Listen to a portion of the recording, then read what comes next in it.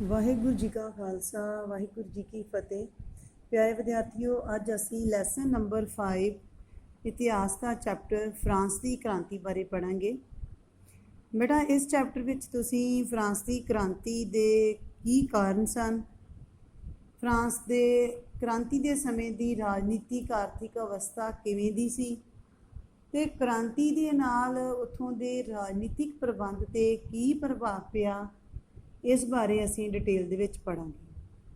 ਸੋ ਬੇਟਾ ਅਸੀਂ ਜਾਣਦੇ ਹਾਂ ਕਿ ਲੋਕਤੰਤਰ ਪ੍ਰਣਾਲੀ ਕੀ ਹੁੰਦੀ ਹੈ। ਲੋਕਤੰਤਰ ਪ੍ਰਣਾਲੀ ਵਿੱਚ ਬੇਟਾ ਲੋਕਾਂ ਵੱਲੋਂ ਚੁਣੇ ਹੋਏ ਪ੍ਰਤੀਨਿਧ ਜਿਹੜੇ ਉਹ ਸਰਕਾਰ ਚਲਾਉਂਦੇ ਆ, ਸਮੇਂ-ਸਮੇਂ ਤੇ ਚੋਣਾਂ ਹੁੰਦੀਆਂ ਏ, ਠੀਕ ਹੈ। ਤੇ ਉਹ ਸਰਕਾਰ ਦੁਆਰਾ ਜਿਹੜੇ ਲੋਕਾਂ ਦੁਆਰਾ ਚੁਣੇ ਗਏ ਪ੍ਰਤੀਨਿਧ ਆ ਬੇਟਾ, ਉਹ ਲੋਕਾਂ ਲਈ ਕਾਨੂੰਨ ਬਣਾਉਂਦੇ, ਠੀਕ ਹੈ। ਤੇ ਇਸੇ ਤਰ੍ਹਾਂ ਹੀ ਨਾਗਰਿਕਾਂ ਨੂੰ ਮੌਲਿਕ ਅਧਿਕਾਰ ਹੁੰਦੇ ਆ, ਸਾਰੇ ਕਾਨੂੰਨ ਦੇ ਸਾਹਮਣੇ ਬਰਾਬਰ ਹੁੰਦੇ। ਪਰ ਫਰਾਂਸ ਦੇ ਵਿੱਚ ਜਦੋਂ ਕ੍ਰਾਂਤੀ ਆਈ ਉਸ ਤੋਂ ਪਹਿਲਾਂ ਇਹੋ ਜਿਹਾ ਕੁਛ ਨਹੀਂ ਸੀ ਹੈਗਾ, ਇਹੋ ਜਿਹਾ ਲੋਕਤੰਤਰ ਨਹੀਂ ਸੀ ਹੈਗਾ।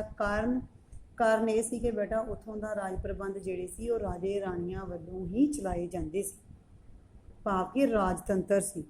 ਰਾਜਤੰਤਰ ਕੀ ਹੁੰਦਾ ਹੈ? ਉਹ ਪ੍ਰਸ਼ਾਸਨ ਜੋ ਇੱਕ ਰਾਜੇ ਜਾਂ ਰਾਣੀ ਦੁਆਰਾ ਪੀੜ੍ਹੀ ਦਰ ਪੀੜ੍ਹੀ ਚਲਾਇਆ ਜਾਂਦਾ ਹੈ, ਠੀਕ ਹੈ। ਪੀੜ੍ਹੀ ਦਰ ਪੀੜ੍ਹੀ ਜਿਹੜਾ ਸ਼ਾਸਨ ਪ੍ਰਬੰਧ ਜਿਹੜਾ ਇਹ ਚੱਲਦਾ ਹੈ। ਇਸ ਚੈਪਟਰ ਦੇ ਵਿੱਚ ਬੇਟਾ ਅਸੀਂ ਪੜ੍ਹਾਂਗੇ ਕਿ ਕਿਵੇਂ ਲੋਕਾਂ ਨੇ ਲੋਕਤੰਤਰੀ ਰਾਜਨੀਤਿਕ ਵਿਵਸਥਾ ਨੂੰ ਪ੍ਰਾਪਤ ਕਰਕੇ ਸੰਘਰਸ਼ ਕਰਕੇ ਸਮਾਜਿਕ ਸਮਾਨਤਾ ਜਿਹੜੀ ਹੀ ਉਹ ਪ੍ਰਦਾਨ ਕੀਤੀ, ਪ੍ਰਾਪਤ ਕੀਤੀ ਲੋਕਾਂ ਦੇ ਵਿੱਚ।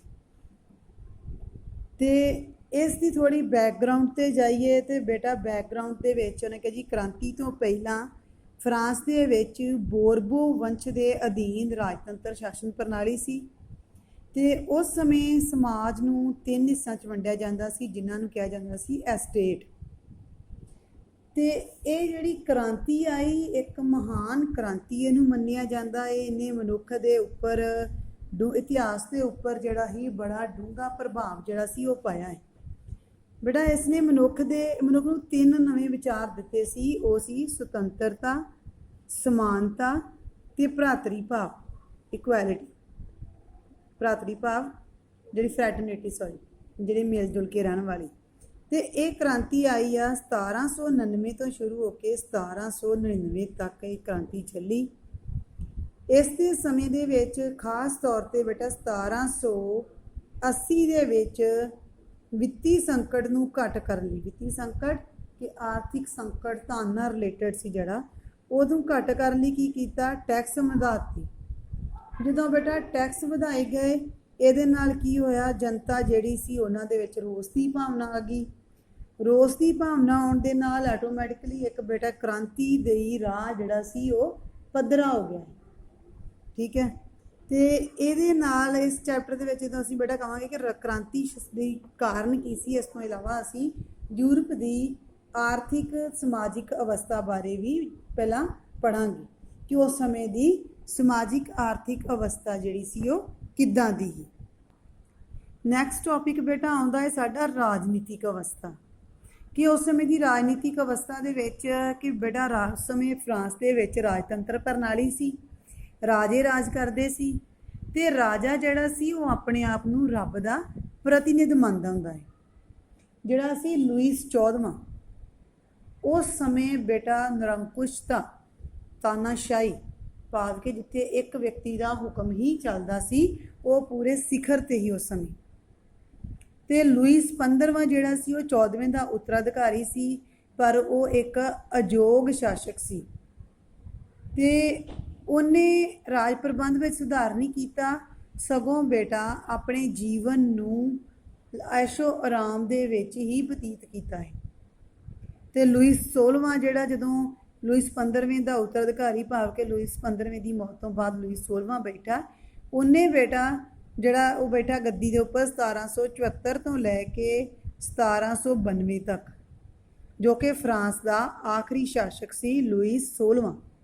ਉਹ ਇੱਕ ਚੰਗੀ ਸੋਚ ਵਾਲਾ ਸੀ, ਪਰ ਬੇਟਾ ਜੋ ਵੀ ਉਹ ਫੈਸਲੇ ਲੈਂਦਾ ਸੀ ਨਾ ਉਹਨੂੰ ਲਾਗੂ ਕਰਨ ਦੀ ਸਮਰੱਥਾ ਦੀ ਉਹਦੇ ਵਿੱਚ ਘਾਟ ਸੀ, ਭਾਵ ਕਿ ਉਹਨੂੰ ਅਪਲਾਈ ਨਹੀਂ ਚੰਗੀ ਤਰ੍ਹਾਂ ਕਰ ਸਕਦਾ, ਇੰਪਲੀਮੈਂਟ ਨਹੀਂ ਕਰਦਾ। ਤੇ ਉਹਦਾ ਵਿਆਹ ਹੋਇਆ ਸੀ ਆਸਟਰੀਆ ਦੀ ਸ਼ਹਿਜ਼ਾਦੀ ਮੈਰੀ ਐਂਟੋਨੀਟੀ ਨਾਲ, ਤੇ ਉਸ ਸਮੇਂ ਰਾਜੇ ਨੂੰ ਪਰਮਾਤਮਾ ਦਾ ਦੂਤ ਮੰਨਿਆ ਜਾਂਦਾ ਹੁੰਦਾ ਸੀ ਤੇ ਰਾਜਾ ਜਿਹੜਾ ਸੀ ਕਿਸੇ ਵੀ ਸਮੇਂ ਕਿਸੇ ਵੀ ਵਿਅਕਤੀ ਨੂੰ ਬਿਨਾਂ ਕਿਸੇ ਕਾਰਨ ਦੱਸੇ ਬੇਟਾ ਉਹਨੂੰ ਗ੍ਰਿਫਤਾਰ ਕਰ ਲੈਂਦਾ ਹੁੰਦਾ ਸੀ, ਬੰਦੀ ਬਣਾ ਸਕਦਾ ਹੁੰਦਾ ਸੀ। ਰਾਜੇ ਕੋਲ ਇੰਨੀ ਪਾਵਰ ਜਿਹੜੀ ਉਹ ਹੁੰਦੀ।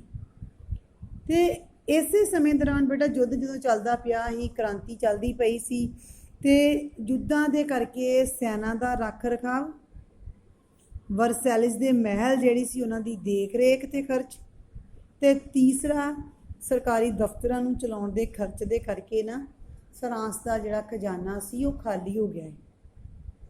ਠੀਕ ਹੈ, ਫਰਾਂਸ ਦੇ ਖਜ਼ਾਨੇ ਦਾ ਖਾਲੀ ਹੋਣ ਦਾ ਕਾਰਨ ਕੀ ਸੀ? ਸੈਨਾ ਦੇ ਰੱਖ ਰਖਾਵ, ਵਰਸੈਲਿਸ ਦੇ ਮਹਿਲਾਂ ਦੀ ਦੇਖ ਰੇਖ ਦੇ ਖਰਚ ਤੇ ਸਰਕਾਰੀ ਦਫ਼ਤਰਾਂ ਨੂੰ ਚਲਾਉਣ ਦਾ ਖਰਚ, ਜਿਹਦੇ ਕਰਕੇ ਖਜ਼ਾਨਾ ਖਾਲੀ ਹੋਇਆ। ਤੇ ਫਰਾਂਸ ਦੀ ਉਸ ਸਮੇਂ ਰਾਜਨੀਤਿਕ, ਸਮਾਜਿਕ ਤੇ ਆਰਥਿਕ ਹਾਲਤ ਇੰਨੀ ਮਾੜੀ ਹੋ ਗਈ ਕਿ ਬੇਟਾ ਜਿਹੜੇ ਟੈਕਸ ਵਧਾਏ ਗਏ ਸੀ, ਜਿਹੜੇ ਟੈਕਸਾਂ ਤੋਂ ਸਰਕਾਰ ਨੂੰ ਆਮਦਨ ਹੁੰਦੀ ਸੀ ਨਾ, ਉਹ ਵੀ ਉਹਨਾਂ ਦੀ ਆਰਥਿਕ ਸਥਿਤੀ ਨੂੰ ਸੁਧਾਰਨ ਦੇ ਲਈ ਕਾਫੀ ਨਹੀਂ ਸੀ ਹੈਗੀ।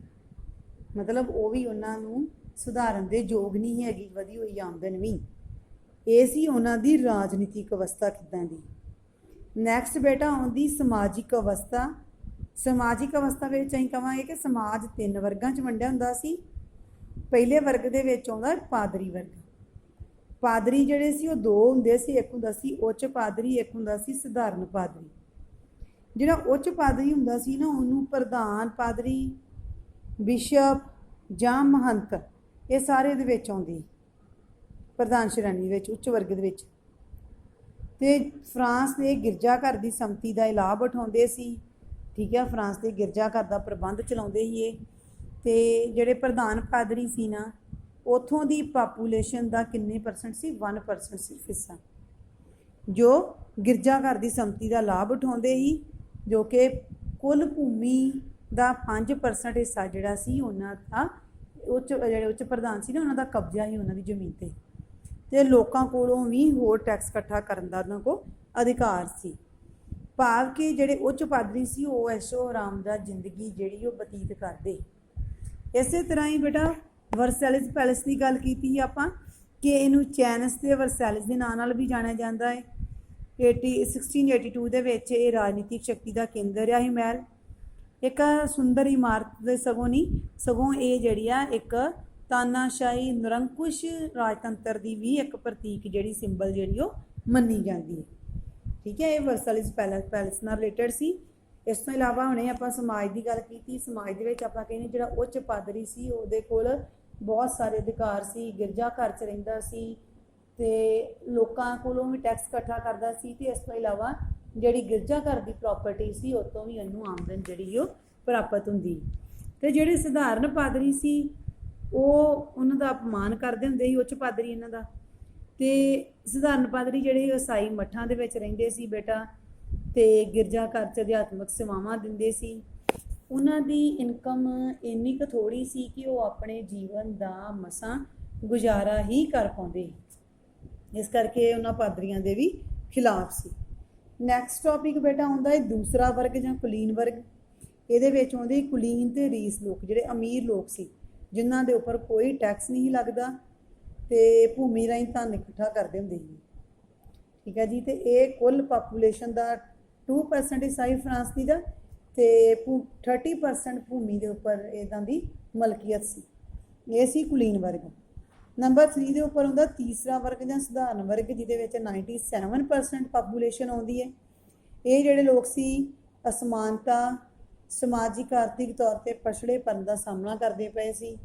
ਇਹਦੇ ਵਿੱਚ ਆਉਂਦਾ ਕੌਣ ਸੀ? ਅਮੀਰ ਵਪਾਰੀ, ਅਦਾਲਤੀ ਤੇ ਕਾਨੂੰਨੀ ਅਧਿਕਾਰੀ, ਸ਼ਾਹੂਕਾਰ, ਕਿਸਾਨ, ਕਾਰੀਗਰ, ਛੋਟੇ ਕਾਸ਼ਤਕਾਰ, ਭੂਮੀ ਰਹਿਤ ਮਜ਼ਦੂਰ, ਇਹ ਸਾਰੇ ਹੀ ਇਸ ਸ਼੍ਰੇਣੀ ਦੇ ਵਿੱਚ ਆਉਂਦੇ ਸੀ। ਤੇ ਸਭ ਤੋਂ ਜ਼ਿਆਦਾ ਟੈਕਸ ਜੇ ਕੋਈ ਦਿੰਦਾ ਸੀ ਨਾ ਤੇ ਉਹ ਤੀਸਰਾ ਵਰਗ ਦਿੰਦਾ ਹੁੰਦਾ। ਠੀਕ ਹੈ, ਸਭ ਤੋਂ ਵੱਧ ਟੈਕਸ ਤੀਸਰੇ ਵਰਗ 'ਤੇ ਲਗਾਇਆ ਜਾਂਦਾ ਸੀ। ਇਹ ਸੀ ਇਹਨਾਂ ਦੀ ਸਮਾਜਿਕ ਹਾਲਤ ਕਿੱਦਾਂ ਦੀ, ਕਿ ਸਮਾਜ 3 ਵਰਗਾਂ 'ਚ ਵੰਡਿਆ ਸੀ ਤੇ ਉਹਨਾਂ ਦੇ ਬਾਰੇ ਆਪਾਂ ਡਿਟੇਲ 'ਚ ਪੜ੍ਹਿਆ। ਨੈਕਸਟ ਬੇਟਾ ਆਉਂਦਾ ਇਹਨਾਂ ਦੀ ਆਰਥਿਕ ਸਥਿਤੀ ਦੀ ਗੱਲ ਕਰਾਂਗੇ। ਤੇ ਅਰਥ ਵਿਵਸਥਾ ਮੇਨ ਖੇਤੀਬਾੜੀ 'ਤੇ ਆਧਾਰਿਤ ਸੀ। ਫਰਾਂਸ ਦੇ ਜਿਹੜੇ ਕਿਸਾਨ ਸੀ ਨਾ ਉਹ ਟੈਕਸਾਂ ਦੇ ਹੇਠਾਂ ਦੱਬੇ ਹੋਏ ਸੀ, ਉਹਨਾਂ ਤੇ ਬਹੁਤ ਸਾਰੇ ਟੈਕਸ ਲੱਗਦੇ ਸੀ। ਮੇਨ ਟੈਕਸ ਦੋ ਪ੍ਰਕਾਰ ਦੇ ਹੁੰਦੇ ਸੀ, ਇੱਕ ਸੀ ਇਨਡਾਇਰੈਕਟ ਔਰ ਇੱਕ ਸੀ ਡਾਇਰੈਕਟ। ਠੀਕ ਹੈ, ਜਿਹੜਾ ਪ੍ਰਤੱਖ ਕਰ ਸੀ ਉਹ ਭੂਮੀ ਦੇ ਉੱਪਰ, ਆਮਦਨ ਦੇ ਉੱਪਰ ਜਾਂ ਉਹਨਾਂ ਦੀ ਪ੍ਰਾਪਰਟੀ ਦੇ ਉੱਪਰ ਲੱਗਦਾ ਸੀ, ਤੇ ਜਿਹੜਾ ਇਨਡਾਇਰੈਕਟ ਸੀ ਉਹ ਨਮਕ ਦੇ ਉੱਪਰ, ਘਰ ਦੇ ਉੱਪਰ, ਤੰਬਾਕੂ ਆਦਿ ਵਸਤਾਂ ਦੇ ਉੱਪਰ ਜਿਹੜਾ ਸੀ ਉਹ ਲਗਾਇਆ ਜਾਂਦਾ ਸੀ। ਤੇ ਆਹ ਪ੍ਰਤੱਖ ਜਿਹੜਾ ਇਨਡਾਇਰੈਕਟ ਟੈਕਸ ਹੈ ਨਾ ਉਹ ਦੋ ਤਰ੍ਹਾਂ ਦੇ ਹੁੰਦੇ ਸੀ, ਇੱਕ ਹੁੰਦਾ ਟਿੱਥੇ, ਇੱਕ ਹੁੰਦਾ ਟਾਈਲੇ। ਟਿੱਥੇ ਜਿਹੜਾ ਸੀ ਉਹ ਗਿਰਜਾਘਰ ਨੂੰ ਦਿੱਤਾ ਜਾਂਦਾ ਸੀ, ਤੇ ਟਾਈਲੇ ਜਿਹੜਾ ਸੀ ਉਹ ਰਾਜ ਨੂੰ ਦਿੱਤਾ ਜਾਂਦਾ ਹੈ।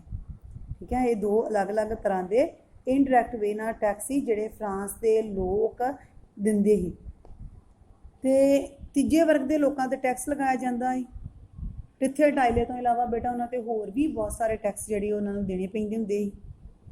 ਇੱਕ ਉਹਨਾਂ ਦੀ ਕਹਾਵਤ ਆ ਇੱਕ ਕਿ ਪਾਦਰੀ ਜੇ ਸਾਰਿਆਂ ਲਈ ਪ੍ਰਾਰਥਨਾ ਕਰਦੇ ਆ ਤੇ ਕੁਲੀਨ ਵਰਗ ਕੀ ਕਰਦੇ, ਸਾਰਿਆਂ ਲਈ ਲੜਦੇ ਆ, ਤੇ ਜਿਹੜੇ ਆਮ ਲੋਕ ਸੀ ਉਹ ਕੀ ਕਰਦੇ, ਸਭ ਵੱਲੋਂ ਟੈਕਸ ਪੇ ਕਰਦੇ। ਇਸ ਕਰਕੇ ਇਹਨਾਂ ਨੂੰ ਸਭ ਤੋਂ ਵੱਧ ਟੈਕਸ ਜਿਹੜਾ ਉਹ ਪੇ ਕਰਨਾ ਪੈਂਦਾ ਸੀ। ਇਹਦੇ ਨਾਲ ਰਿਲੇਟਡ ਧਾਰਨਾਵਾਂ ਦਿੱਤੀਆਂ ਹੈ ਕਿ ਟਿੱਥੇ ਟਾਈਲੇ ਨਾਲ ਰਿਲੇਟਡ ਕਿ ਟਿੱਥੇ ਜਿਹੜਾ ਸੀ ਬੇਟਾ ਗਿਰਜਾਘਰ ਨੂੰ ਦਿੱਤਾ ਜਾਂਦਾ ਸੀ, ਤੇ ਕਿਸਾਨਾਂ ਨੂੰ ਉਹਨਾਂ ਦੀ ਆਪਣੀ ਸਾਲਾਨਾ ਹੀ ਇਨਕਮ ਜਿਹੜੀ ਉਹਨਾਂ ਦਾ ਸਾਲਾਨਾ ਐਨੂਅਲ ਇਨਕਮ ਹੁੰਦੀ ਨਾ ਉਹਦਾ 10ਵਾਂ ਹਿੱਸਾ ਟੈਕਸ ਦੇ ਰੂਪ 'ਚ ਦੇਣਾ ਪੈਂਦਾ ਹੁੰਦਾ ਹੈ।